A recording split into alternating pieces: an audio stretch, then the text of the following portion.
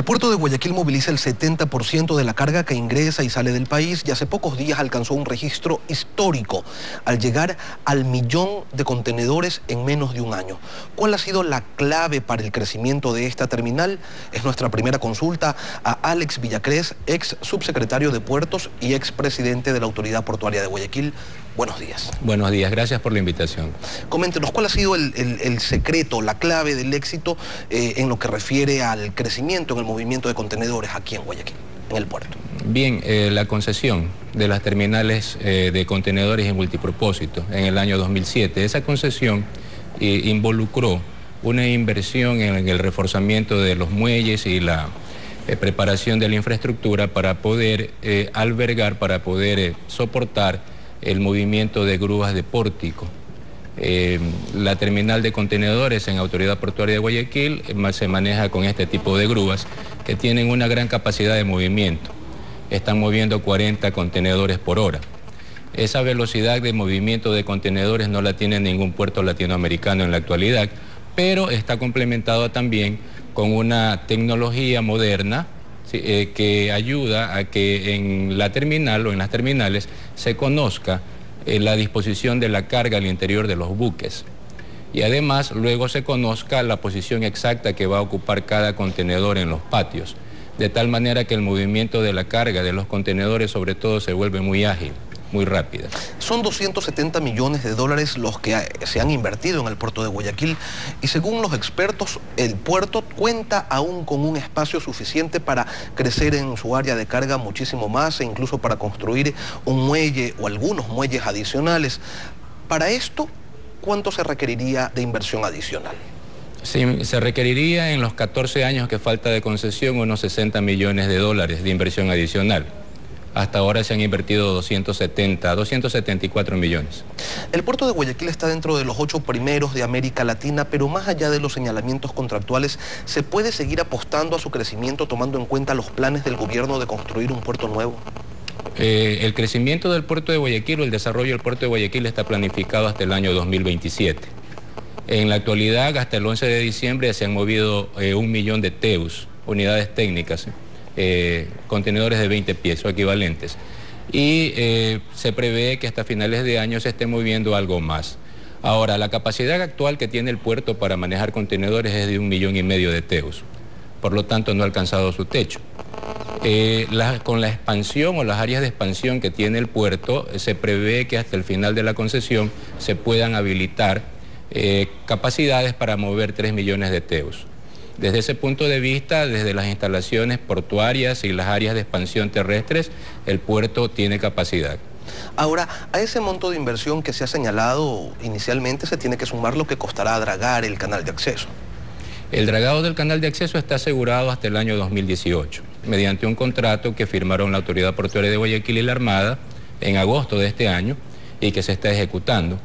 Pero ese dragado se va a realizar desde la boya número 13 hasta el interior, hasta el puerto de Guayaquil. Queda pendiente el dragado a 9,60 metros de la zona que se conoce como Los Goles, que es una zona de fondo rocoso que no tiene la misma profundidad y en donde los buques de mayor calado tienen que esperar a que suba la marea para poder pasar por esa zona. Ese es un dragado que la Autoridad Portuaria de Guayaquil le está debiendo. Sí, no solamente a la ciudad, sino al país, porque tiene la obligación contractual de realizarlo. Repito, ¿no? El dragado de Los Goles a 9,60 metros de profundidad. Hablando de inversiones y haciendo referencia a este convenio entre la Autoridad Portuaria y la Armada, el Banco del Estado le entregó casi 20 millones de dólares a la Dirección General de Intereses Marítimos para que adquiera una draga china, como no podía ser de otra manera, para que realice labores de mantenimiento en el canal en los lugares que usted ha señalado. Sí, en efecto. Es más, vale reseñar que esa operación, esa contratación, era una contratación que estaba prevista desde años atrás. De hecho, hace 3 años se hicieron negociaciones preliminares con la China para la adquisición de una draga y para hacer este dragado que ahora, después de 3 años, ya se ha contratado. Por lo tanto, es la continuación, en realidad, de esta primera negociación.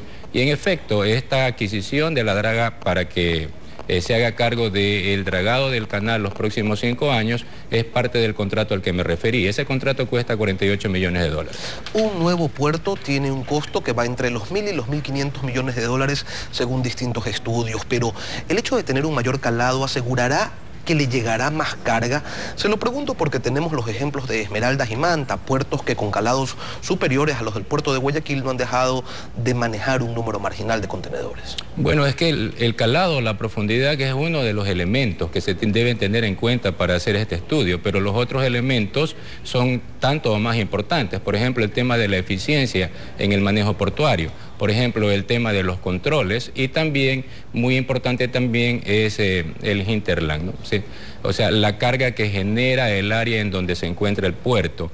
En Esmeraldas, en Manta y en Puerto Bolívar no se ha venido trabajando con la misma intensidad y con el mismo grado de inversión en modernizar las instalaciones, en implementar nuevas tecnologías, en mejorar los servicios. Entonces los mejores servicios portuarios en el país se encuentran acá en Guayaquil y eso también tiene su peso.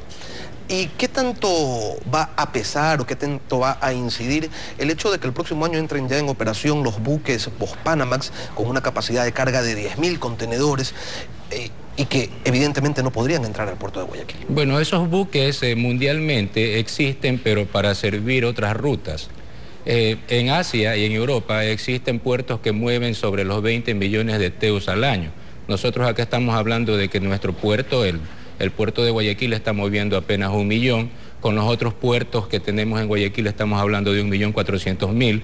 Esos buques de grandes dimensiones que mueven 10.000 contenedores, que calan 15 metros, no están ni diseñados para operar, no digamos en el Ecuador, sino en esta región del mundo. Debo señalar además que el canal de Panamá hasta ahora ha tenido 12 metros y medio de profundidad. Ese es el diseño del canal de Panamá y eso jamás ha influido para que nosotros acá en Guayaquil necesitemos que lleguen buques de ese calado. Nosotros operamos con buques de hasta 9,75 metros de calado. Una cosa más, ¿en cuánto se encarecería la carga si esta tuviera que movilizarse de algún punto entre Posorja y Chanduy por vía terrestre hasta Guayaquil, por poner un punto cercano? Bueno, si comparamos el canal de navegación que tiene 91 kilómetros con una carretera de igual longitud, el transporte por el canal de navegación de un contenedor, pues lo estamos cifrando en términos de unos $15, ¿sí? Mover un contenedor desde, digamos, Posorja hasta Guayaquil por vía terrestre, pues estamos hablando de entre $200 y $300. Esa es la diferencia en el costo, ¿sí?, del manejo por vía acuática y por vía terrestre. Y que afectaría, pues, evidentemente los niveles de competitividad y a los importadores. En efecto, mire, una mejor idea es dragar los goles para que los goles tengan la misma profundidad que el resto del canal. Todo quedaría 9,60 metros y con la ayuda de la marea se pueden hacer ingresar hasta Guayaquil buques de 11 metros de calado. Bien, pues han sido los criterios de Alex Villacrés, ex subsecretario de Puertos y ex presidente de Autoridad Portuaria de Guayaquil, cuya presencia esta mañana en nuestros estudios agradecemos. Estefi. Así estamos concluyendo esta emisión. A ustedes gracias por su sintonía, Lenny. Nos volvemos a ver mañana.